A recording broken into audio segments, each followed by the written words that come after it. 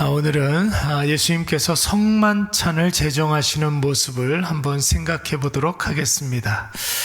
유대인들에게 있어서 여러분 같이 식사를 한다라는 것은 친교하다, 교제하다 그런 의미를 넘어서는 더 큰 의미가 있습니다. 같이 식사를 나눈다는 것은 너와 내가 같은 편이다, 이런 의미가 있는 것이고, 더 나아가서 같이 우리가 식사를 나눔으로 인해서 한 형제와 자매 되었다라는 것을 의미하는 것이죠. 그러니까 한 가족이 한 상에 둘러앉아서 식사를 나누는 것처럼 누군가와 함께 우리가 식사를 나눈다는 것은 불가분의 관계, 그러니까 뗄래야 뗄 수 없는 관계이다 라는 것을 의미하는 것입니다. 그래서 우리가 주일날 예배를 마치고 나면은 식당에서 맛있게, 주방에서 맛있게 식사를 준비해서 우리가 같이 식사를 나누지 않습니까? 여러분, 그것은 우리가 줄임배를 채운다 그 이상의 의미가 있는 것입니다. 너와 내가 하나이다, 한 형제 자매이다, 그런 의미가 있는 것이죠. 그래서 여러분, 우리가 너무나 잘 알고 있는 시편 23편 말씀에 뭐라고 그랬습니까? 주께서 내 원수의 목전에서 내게 상을 차려주셨다. 상을 차려주셨다. 여러분, 이 말은 우리에게 상을 주셨다 이런 말이 아니라 밥상을 차려주셨다라는 것을 의미하는 거예요. 예수님께서 맛있게 식사를 준비하셔서 우리에게 밥상을 마련해서 우리에게 밥 먹어라, 이렇게 이야기하시는 거예요. 누구 앞에서? 중요한 건 바로 이거예요. 누구 앞에서? 원수 앞에서. 그러니까 여러분, 원수 앞에서 저와 여러분을 하나님의 가족으로, 하나님이 책임지는 그런 존재로, 하나님의 자녀로 선포하셨다라는 거예요. 그러니까 여러분, 원수가 얼마나 혼비백산하겠습니까? 하나님이 같은 편 먹는 사람이라는 거예요. 여러분, 그러니까 마귀를 절대로 두려워하지 마십시오. 그거 아무것도 아니에요. 왜 그렇습니까? 내가 마귀보다 우월한 존재여서 그런 것이 아니라 하나님께서 내 편이 되어주시고 내게 상을 베풀어 주셔서 너는 내 자녀야, 너는 내 편이야, 내가 너를 끝까지 책임져 줄 거야, 이렇게 선포하셨기 때문에 그러는 거예요. 그래서 여러분, 절대로 우리가 쫄지 않고 두려워하지 않으면 마귀는 여러분, 우리 뒤에 계시는 하나님 때문에 벌벌벌 떨고 있는 것이죠. 예수님께서도 그래서 공생의 사역 내내 세 가지 사역을 전념하시지 않았습니까? 하나님의 말씀을 증거하셨고, 병자를 고치시고, 귀신을 내쫓아 주시고, 그리고 천국 복음을 선포하셨습니다. 그런데 이 주요 사역의 방식이 무엇이었느냐면, 그들과 함께 먹고 그들과 함께 마시면서 천국 복음을 증거하시고, 또 병을 고쳐주시고 귀신을 낫게 하시고 귀신을 쫓아내주시고 하나님의 말씀을 풀어서 설명해 주신 것입니다.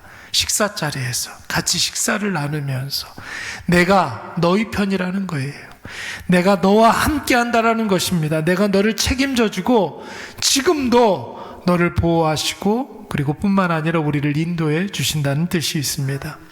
여러분, 오늘 이것을 아예 예수님께서는 후대에 오는 모든 사람들에게도 공식화하기 위해서 주님과 함께 식사하는 것을 공식적으로 정해 놓으셨어요. 심지어 여러분, 함께 먹고 함께 마시는 것을 주님의 몸을 먹고 주님의 피를 마시는 것이라고 선포하셨습니다.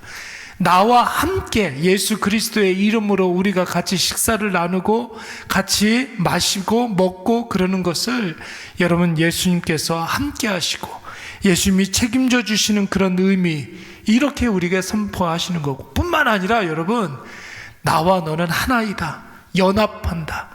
여러분, 신비로운 연합이라고 예수님께서 우리에게 말씀하고 있는 거예요. 그래서 우리는 주님이 제정하신 이 식사 자리를 성만찬이라고 이름을 붙이지 않았습니까? 성만찬, 성자 예수 그리스도와 함께하는 식사 자리다. 여러분, 주님의 말씀처럼 그래서 우리가 이 성만찬을 언제까지 하면 되겠습니까? 85세까지만 하면 됩니까? 그게 아니죠. 주님이 오시는 그날까지 선포하셨어요. 내가 오는 그날까지 이 성만찬을 시행하라고 그랬습니다. 그런데 여러분, 이것을 지난번 성찬 때에도 말씀을 드렸지만 우리 자주 하면 너무 좋습니다. 성만찬은 여러분 굉장히 자주 하면 좋아요.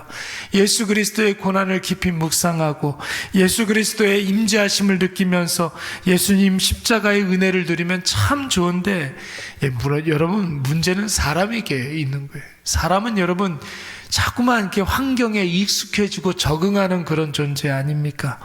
너무 자주 하다 보니까 이 귀한 성찬이 의식화되고 형식화되는 단점이 생기기 시작한 거예요. 심지어 여러분, 이 성만찬을 통해서 여러분 이 성만찬이 너무 귀하니까 돈 버는 수단으로 전락시켜버린 사람들도 있었습니다. 그래서 옛날 로마 카톨릭에서는 떡을 나눌 때에 아예 이 떡이 예수님의 몸이 된다, 이렇게 이야기를 했어요. 이 떡이 보이는 것은 떡이지만 이거 원래는 예수님의 몸이야. 화채설이라고 그래요. 화채설. 이 떡이 예수님의 몸이다. 이 잔이 예수님의 피다. 너희들 잘못 보고 있는 거야. 지금 이 성만찬 자리에서는 떡이 몸이다, 잔이 피다, 이렇게 이걸 여러분 우리는 화채설이라고 이야기하는데 이거 배격합니다. 우리가 주장하는 것은 영적 임재설. 우리가 성만찬을 우리가 시행할 때 영으로 예수님께서 우리와 함께 하심으로 말미암아 이곳에 가득 주의 영광이 가득해 있다.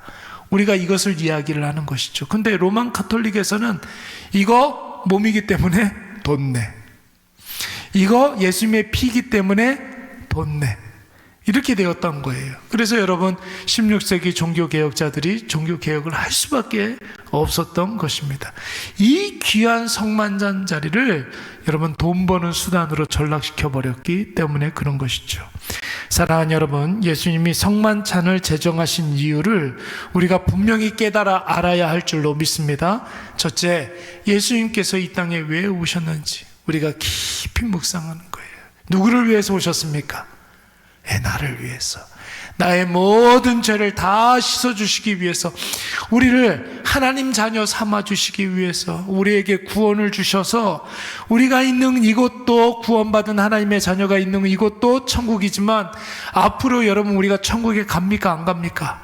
우리 다 천국에 간단 말이에요. 우리에게 말씀으로 하나님께서 약속해 주신 줄로 믿습니다. 둘째, 예수님의 죽으심이 나와 무슨 관계가 있는지를 이 성만찬을 통하여서 우리가 깨닫게 되는 것이죠. 나는 하나님 앞에서 어떤 존재인가? 그렇다면 나는 지금 무엇을 해야 되는가? 여러분 우리가 묵상하면서 답을 찾고 은혜를 구하는 것입니다. 오늘 본문의 말씀에서는 나오지는 않지만, 그래서 예수님의 성만찬 이 사건을 같이 이렇게 기록하고 있는 누가복음 22장 말씀에서는 이 성찬을 통해서 나를 기념하라, 이렇게 말씀하셨어요. 나를 기념하라. 무슨 뜻입니까?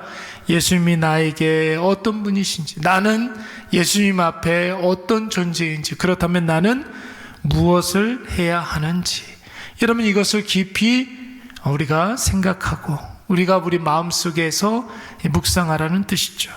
여러분 이것은 제가 우리 사랑하는 일회교회가 강조하고 있는 것 세 가지라고 이야기했잖아요. 매일같이 아침마다 우리가 거울 보면서 질문해야 되는 것, 나에게 질문하는 세 가지라고 그랬어요. 내가 하나님 앞에서 어떤 존재인가? 하나님께서 나에게 어떤 분이신가? 나는 그렇다면 오늘 어떻게 살아가야 되는가? 여러분 스스로에게 묻고 답하는 그런 귀한 일회가족들 되시기 바랍니다. 우리가 오늘 고난주간 네 번째 날을 맞이했는데 여러분 오늘 우리에게 해야 할 일이 바로 이것이죠. 여러분 이 세 가지 질문을 끊임없이 우리 자신에게 하는 것입니다. 여러분 먼저, 예수님 나에게 어떤 분이십니까? 나의 모든 죄를 보혈의 피로 씻어주시고 죄와 사망에서 우리를 건져내 주신 분이라고 그랬습니다. 건져내 주시다, 구원해 주시다, 이런 뜻이 있다고 그랬어요.